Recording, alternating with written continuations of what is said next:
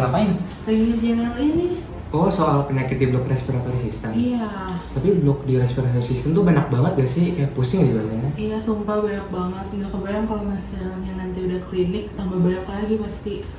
Tapi ngomong-ngomong soal penyakit di respiratory system, kemarin tuh aku baca tahu soal penyakit namanya occupational lung disease. Tapi tahu gak sih tentang apa? Aku kayak masih bingung gitu di soal penyakit itu.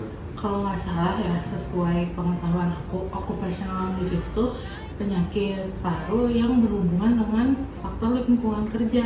Contohnya pekerja tambang bisa kena pneumokoniosis, atau pekerja pabrik bisa kena asma kerja.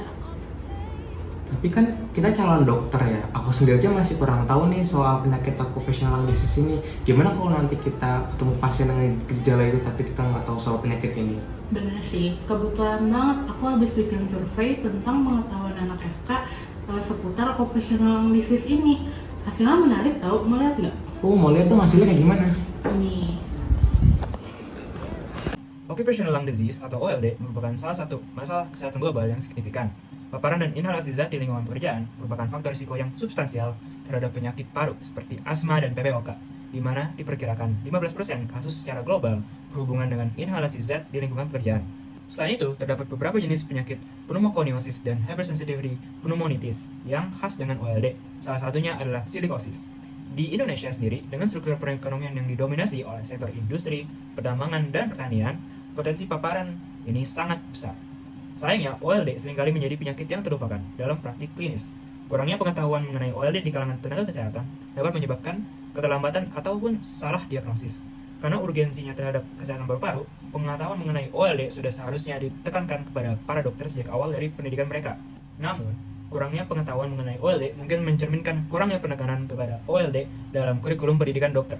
Berdasarkan hal tersebut, diperlukan upaya untuk mengukur secara sistematis tingkat pengetahuan dan persepsi mahasiswa jurusan pendidikan dokter, khususnya di Universitas Padjadjaran, terhadap OLD. Upaya ini kami lakukan melalui program SOUL atau Survey on Occupational and Unveiled Lungs.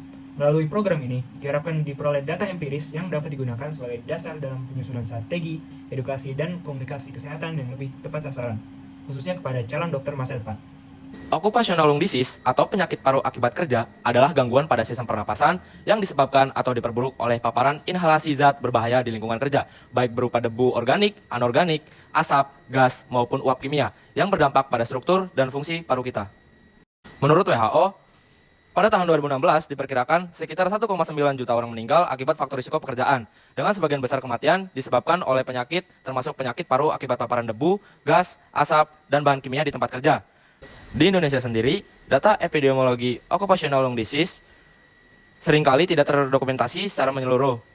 Hal ini dipengaruhi oleh kurangnya pelaporan, keterbatasan pemeriksaan kesehatan kerja, serta rendahnya kesadaran akan pentingnya keselamatan dan kesehatan kerja di berbagai sektor industri. Dan tempat pelaksanaannya itu dimulai dari tanggal 23 September 2025 sampai 30 September 2025. Sedangkan untuk tempatnya itu dilakukan secara daring melalui platform Google Form. Lalu untuk waktunya itu dia fleksibel selama periode dilaksanakan atau 24 jam per hari.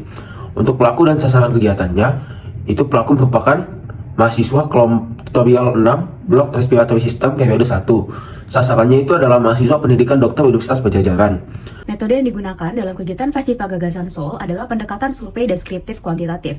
Kegiatan ini dilakukan melalui survei menggunakan kuesioner yang terdiri dari 15 pertanyaan berisikan indikator pengetahuan mengenai penyakit occupational lung disease. Kuesioner ini menggunakan platform Google Forms sebagai media pengumpulan data. Kuesioner ini didistribusikan melalui jaringan internal Sivitas Akademika Universitas Padjadjaran seperti grup angkatan program studi kedokteran umum angkatan 2023, 2024, dan 2025. Analisis data dilakukan secara kuantitatif dengan pendekatan statistik deskriptif untuk memaparkan distribusi pengetahuan responden. Terdapat indikator keberhasilan sudah kami tetapkan, yaitu jumlah responden minimal tercapai target 100 partisipan, lalu presentasi kuesioner survei terisi lengkap dan valid minimal 90% dari total responden. Yang terakhir adalah penyusunan laporan Festival Gagasan tepat waktu sesuai dengan timeline yang sudah ditetapkan. Setelah dilakukan survei, dapat disimpulkan bahwa kegiatan ini telah mencapai seluruh indikator keberhasilan yang ditetapkan.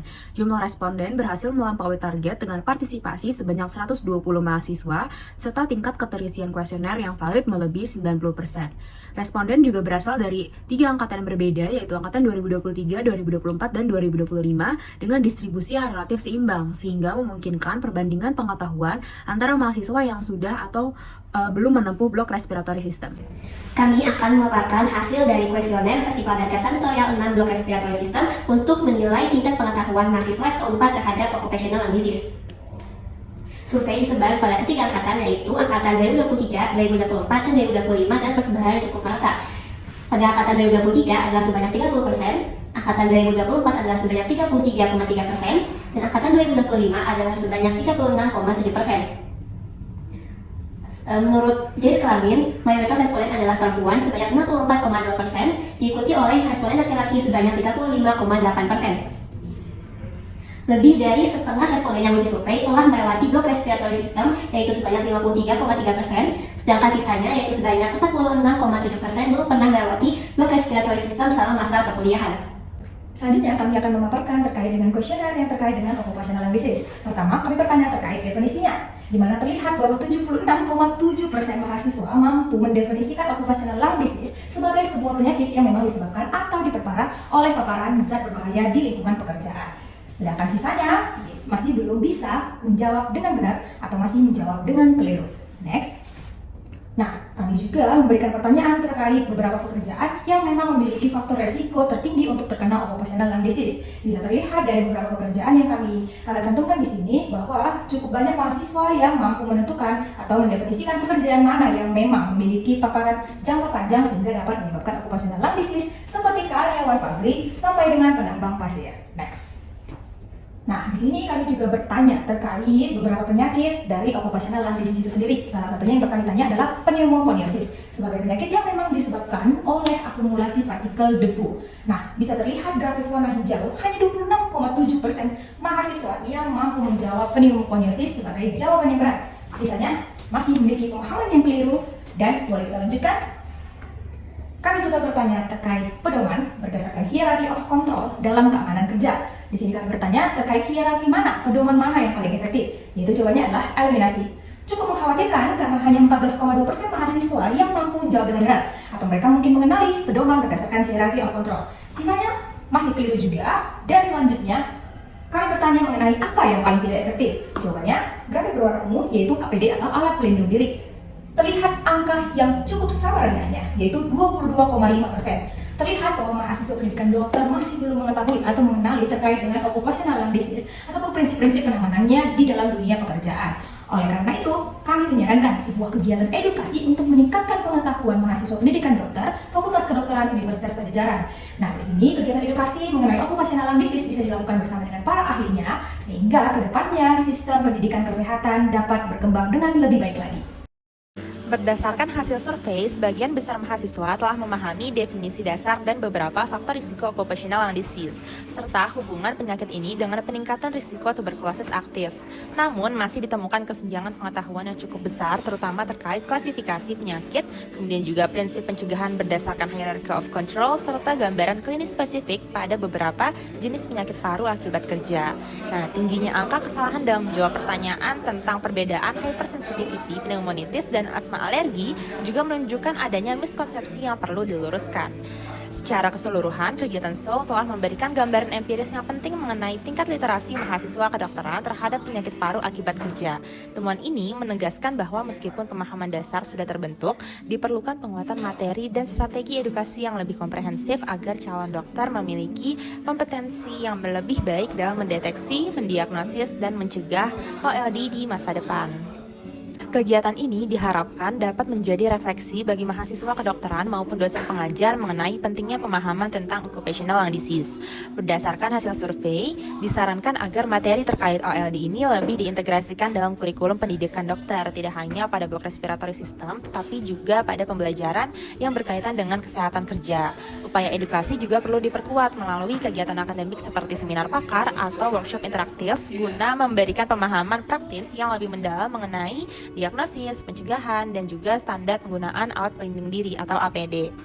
Selain itu, strategi peningkatan literasi mahasiswa dapat dilakukan melalui penyebaran media edukatif seperti infografis, modul singkat, maupun kampanye di media sosial agar informasi lebih mudah dipahami dan menjangkau audiens yang lebih luas. Dengan langkah-langkah tersebut, diharapkan kesadaran dan juga kompetensi mahasiswa kedokteran terhadap OLD dapat meningkat secara signifikan sehingga pada akhirnya berkontribusi pada peningkatan kualitas layanan kesehatan khususnya dalam pencegahan dan penanganan penyakit paru akibat kerja di masyarakat.